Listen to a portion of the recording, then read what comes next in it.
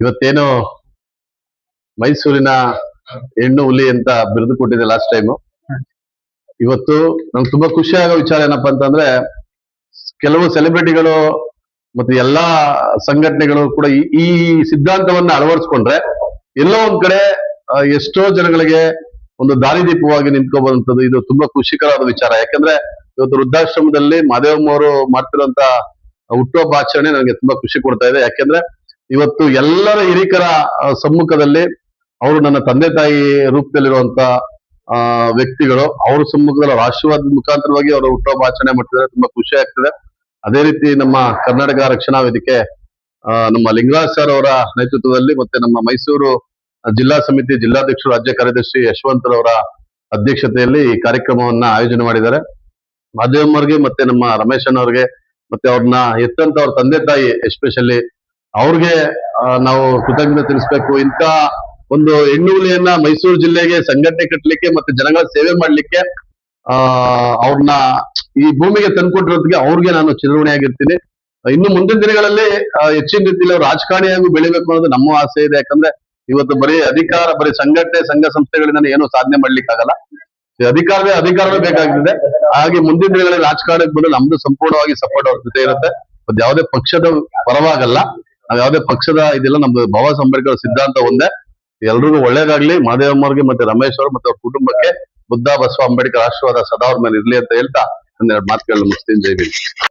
ಇವತ್ತೇನು ನಮ್ಮ ಮಾದೇವಮ್ಮವರ ಹುಟ್ಟುಹಬ್ಬ ನಿಜಕ್ಕೂ ಕೂಡ ಒಂದು ನಮ್ಗೆಲ್ಲರಿಗೂ ಕೂಡ ಒಂದು ಸಂತೋಷ. ಏನಕ್ಕೆ ಅಂದ್ರೆ ಇವತ್ತು ಅಮ್ಮನ ದಿನಾಚರಣೆ ದಿವಸ ಅವರ ಹುಟ್ಟುಹಬ್ಬ ಮತ್ತು ಅವರ ವಿವಾಹ ವಾರ್ಷಿಕೋತ್ಸವ ಎರಡೂ ಇರೋದ್ರಿಂದ ನಿಜಕ್ಕೂ ಮಾದೇವಮ್ಮವರು ಮೈಸೂರಲ್ಲಿ ಜನಿಸಿರದೆ ಒಂದು ಚಾಮುಂಡೇಶ್ವರಿ ತಾಯಿ ಆಶೀರ್ವಾದದಿಂದ ನಿಜಕ್ಕೂ ನಮ್ಮೆಲ್ಲರಿಗೂ ಖುಷಿ ಆಗುತ್ತೆ.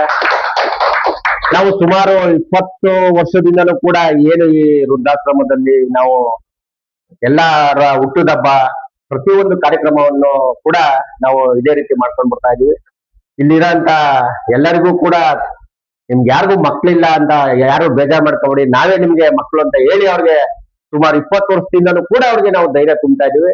ಇವತ್ತು ಅದೊಂದು ವಿಶೇಷ ಏನಂದ್ರೆ ನಮ್ಮ ಜೈ ಭೀಮ್ ಸೇನೆಯ ರಾಜ್ಯಾಧ್ಯಕ್ಷರು ಹಾಗೂ ನಮ್ಮ ಕರ್ನಾಟಕ ರಕ್ಷಣಾ ವೇದಿಕೆ ಅಭಿಮಾನಿ ಬಳಗ ಎರಡೂ ಸೇರಿ ಇವತ್ತು ಅವ್ರ ಹುಟ್ಟುಹಬ್ಬವನ್ನ ಒಂದು ಚಾಮುಂಡೇಶ್ವರಿ ಹಬ್ಬದ ತರ ನಾವು ಆಚರಿಸ್ತಾ ಇದೀವಿ. ಇದು ನಿಜಕ್ಕೂ ನಮ್ಗೆ ಖುಷಿ ಆಗ್ತಾ ಇದೆ.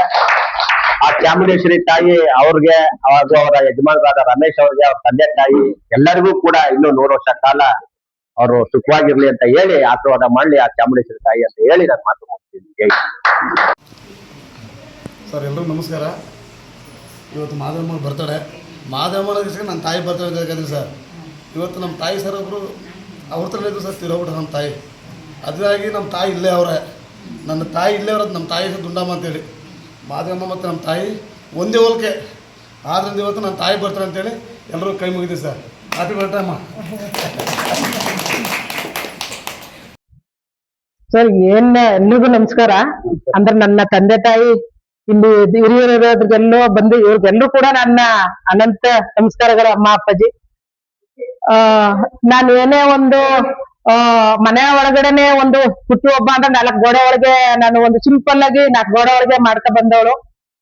ಆದ್ರೆ ನಮ್ಮ ಲಿಂಗರಾಜು ಸರ್ ಅವರು ಒಂದು 3-4 ಪ್ರೋಗ್ರಾಮ್ ಇಲ್ಲೇ ಅವರ ಸದಸ್ಯರುಗಳಿಗೆ ಬರ್ತಡೇ ಮಾಡೋದನ್ನ ನಾನು ನೋಡಿ ನಾನು ಇಲ್ಲೇ ಆಚರಿಸ್ಕೋಬೇಕು ನಾನು ಕೂಡ ಅಂದ್ಬಿಟ್ಟು ತೀರ್ಮಾನ ತಕೊಂಡೆ. ನಾನು ಹೆಚ್ಚಿಗೆ ಏನ್ ಮಾತಾಡ್ಬೇಕು ಅಂತ ನನಗೆ ಗೊತ್ತಾಯ್ತಲ್ಲ. ನಮ್ಮ ಅಧ್ಯಕ್ಷರುಗಳೆಲ್ಲ ಇರೋದ್ರಿಂದ ಏನೋ ಸಂತೋಷ, ನನ್ನ ತಂದೆ ತಾಯಿ ಎಲ್ಲ ಇರೋದ್ರಿಂದ ಮುಂದಿನ ದಿನಗಳಲ್ಲಿ ಇನ್ನೇನೇ ಕಾರ್ಯಕ್ರಮ ಆದ್ರೂ ನನ್ನ ಇಲ್ಲಿರ ತಂದೆ ತಾಯಿಗಳ ಜೊತೆ ಆಚರಿಸ್ಕೋಬೇಕು ಅಂತ ನನ್ನ ಆಸೆ ಸರ್. ಇಷ್ಟು ಹೇಳಿ ನನ್ನ ಮಾತು ಮುಗಿಸ್ತೀನಿ. ನಂಗೆ